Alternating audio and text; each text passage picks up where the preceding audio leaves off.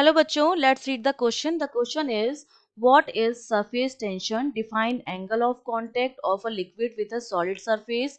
Why does it very for different liquid? और ये अलग अलग लिक्विड्स के लिए क्यों अलग अलग होता है, ये हमें डिफाइन करना है.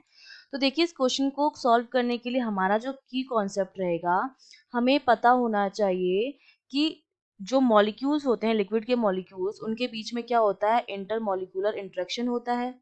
ठीक है, इंटर मॉलिक्यूलर अट्रैक्शन. ठीक है, इस बेस पर हम सॉल्व करेंगे अपना सरफेस टेंशन को.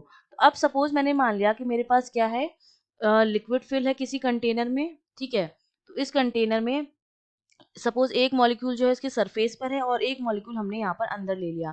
तो अंदर के जो मॉलिक्यूल, उसके आसपास भी मॉलिक्यूल्स होंगे. वो मॉलिक्यूल्स क्या करेंगे, इस मॉलिक्यूल पर फोर्स लगाएंगे. ठीक है, अट्रैक्ट करेंगे इसको.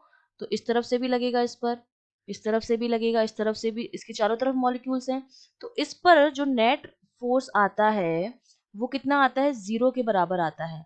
लेकिन जब हम बात करते हैं उस मॉलिक्यूल की जो सरफेस पर है, तो उसके नीचे तो मॉलिक्यूल्स हैं, तो नीचे पर तो उस पर फोर्स लगता है इस तरह से. लेकिन उसके ऊपर तो कोई मॉलिक्यूल है नहीं. तो इस पर जो रिजल्टेंट फोर्स आता है, एफ नेट, वो हमारा आता है डाउनवर्ड. ठीक है, और इसी बिहाफ पर हम इसको डिफाइन करेंगे, सरफेस टेंशन को. तो बेसिकली सरफेस टेंशन हमारा क्या होता है, सरफेस टेंशन हमारा बेसिकली क्या होता है, टेंजेंशियल फोर्स होता है. एक तो हमेशा ये ध्यान रखना.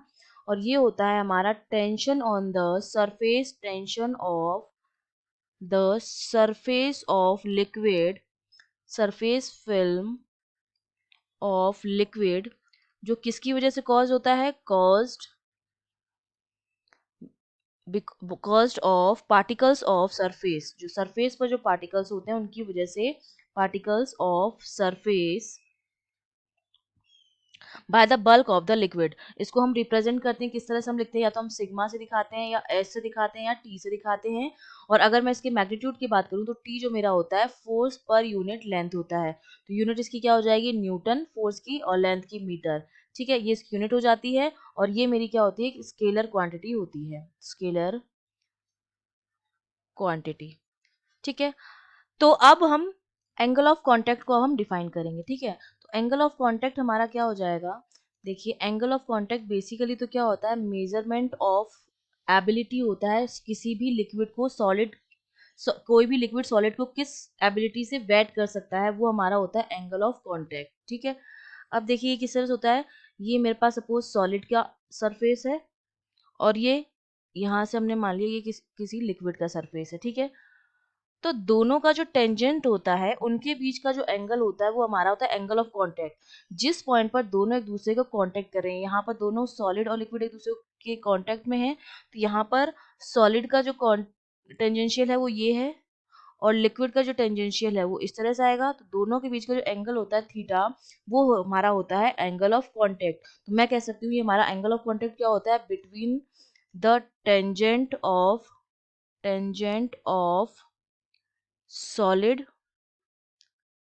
and liquid, tangent of liquid, tangent of liquid, दोनों के टेंजेंट के बीच में जो एंगल बनता है वो हमारा एंगल ऑफ कांटेक्ट होता है. ये बेसिकली मेजरमेंट होता है लिक्विड की एबिलिटी का, कि वो सॉलिड को कितना वेट कर सकता है. अब ये किन किन चीज़ों पर डिपेंड करता है, एक तो डिपेंड करता है नेचर ऑफ लिक्विड पर. ठीक है, कि लिक्विड का जो नेचर है वो कैसा है, उसमें फोर्स कितने ज़्यादा लग रहे हैं. दूसरा ये डिपेंड करता है नेचर ऑफ सॉलिड पर. ठीक है, सॉलिड के नेचर में क्या क्या आ जाएगा, कि सॉलिड के मॉलिक्यूल्स के बीच में जो फोर्स है वो हमारा कोहेसिव फोर्स लग रहा है या अडेसिव फोर्स लग रहा है, उन पर डिपेंड करेगा. तो ये जो होता है अलग अलग केस में जो आता है अलग अलग आता है. सपोज ये मेरा लिक्विड है, सॉलिड है, और इस तरह से मेरा लिक्विड इस तरह से जा रहा था, तो यहाँ पर तो जो एंगल बन रहा है ये इस तरह से, वो हमारा थीटा है.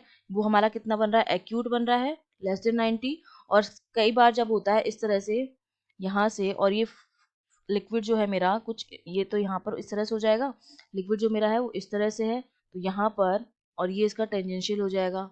तो ये वाला एंगल जो हो जाएगा थीटा, वो हमारा क्या बनता है, ऑब्ट्यूज बनता है. ठीक है, मोर देन 90। तो ये जो होता है वो सॉलिड के नेचर पर भी डिपेंड करता है कि सॉलिड के मॉलिक्यूल्स के बीच में फोर्स जो है किस तरह का लग रहा है। तो इसलिए ये अलग अलग लिक्विड्स के लिए अलग अलग होता है, क्योंकि डिपेंड करता है नेचर ऑफ लिक्विड पर और नेचर ऑफ सॉलिड पर। अगर हम लिक्विड या सॉलिड को चेंज करेंगे तो थीटा की वैल्यू जो आएगी वो अलग अलग आएगी। I hope you understood well. All the best.